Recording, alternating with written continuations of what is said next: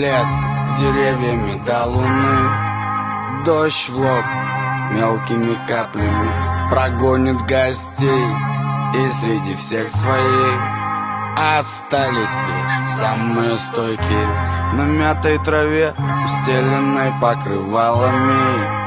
Вокруг все выпито, скурено. Девчонка с глазами пьяными, ответь, что ты задумала? Когда я шел на дым костра в полной луне по глухим местам, шорох теней, и тут же на мой крик: друзья!